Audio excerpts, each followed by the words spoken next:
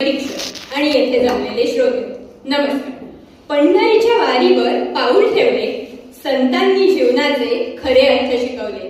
संतांच्याच तेजाने हा महाराष्ट्र उभा, ही भूमी आजही त्यांचीच शोभा. आपला महाराष्ट्र म्हणजे संतांची भूमी. या मातीत संत परंपरेचे बीज रोवले गेले. जगाच्या कल्याणा संतांच्या विभूती, देह कष्टविधी परोपकारी. हीच तर खरी संतांची भूमिका आहे. माणसाच्या मनात माणुसकीचा जर असं जिवंत असेल ना, तर विश्व कल्याण शक्यच आहे. कारण मी ते आम्ही हा प्रवास संत साहित्यातूनच तर प्रकट झालाय. मित्रांनो, संत कृपा झाली, इमारत फळा आली. ज्ञानदेवे रचिला पाया, उभारिले देवालया. नामात तयाचा कंकर, तेने केला हा विस्तार. अर्थातच या संत कृपेमुळे ही भव्य इमारत उभी राहिली. यासाठी आपले माऊली त्याचा पाया झाले. संत रामदास, संत तुकाराम त्याचे चिरे अन माती झाले.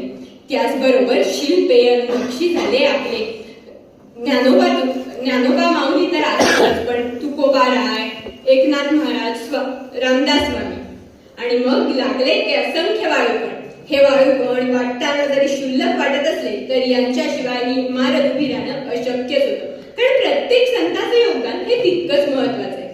मंडळी, आज आपण जर विचार केला तर संन्यासाची पोरं म्हणून अपमान त्यांच्या 5वीलाच पुजला होता. त्यांनी समाजाला कंटाळून जर आपल्या जीवाचं काही वाईट करून घेतलं असतं तर आज वारकरी संप्रदायाला लाभलेले निवृत्ती, ज्ञानदेव, सोपान, मुक्ताई हे 4 चौरंगाचे आधारस्तंभ आपल्याला पाहायलाच मिळाले नसते. आणि यामुळे महाराष्ट्र धर्म घडलाच नसता. म्हणूनच म्हणते, होय वारकरी संत, महाराष्ट्र धर्म घडला तुम्हा कारण.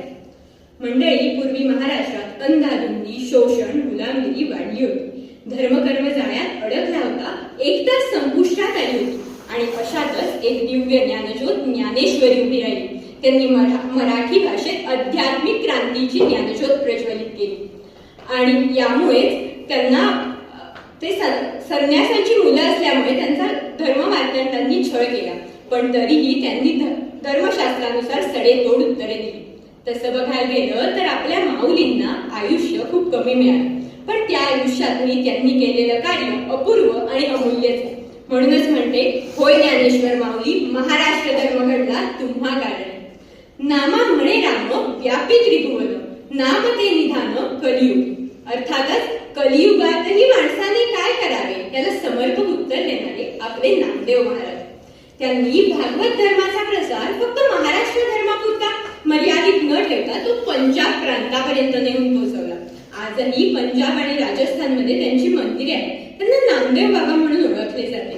खरं तर आज जिथे आई मुलाचे, भावा बहिणीचे विचार एकमेकांना पटत नाही, तिथे नामदेव महाराजांनी दुसऱ्या प्रांतात जाऊन आपले विचार पटवले आणि दाखवून दिलं की महाराष्ट्र धर्म हा कोणत्याही भौगोलिक सीमारेषेत अडकलेला नाही.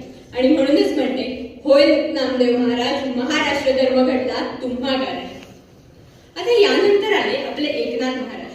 तेव्हा धर्माचा प्रचार तर चालू होता, पण तो पक्का करण्याचं त्यांनी काम केलं. जसे 150-200 वर्षांपूर्वीचे वृक्ष भूमीशी निश्चल असतात, स्थितप्रज्ञ असतात, तसंच काहीचं काम त्यांनी केलं. त्यांनी भारुड आणि गवळणी रचल्या, ज्यामुळे समाज प्रबोधन तर होत होतच, पण मनोरंजनही होत होतं. त्याचबरोबर आपल्या सगळ्यांनाच माहिती की संत बहिणाबाई या संत तुकाराम महाराजांच्या शिष्या. त्यांचं वर्णन करताना श्री दासगुरु महाराज म्हणतात, पहा केवढा अधिकार ऋणी तिचा परमेश्वर. म्हणजे केवढी मोठी गोष्ट आहे ना, एक स्वतः संत असतानाही दुसऱ्याला महत्व देणं. आणि हे प्रत्येक संतांनीच केलं. कोणीही कुठे मी मोठा असं कुठेही आपल्याला दर्शवलेलं नाही.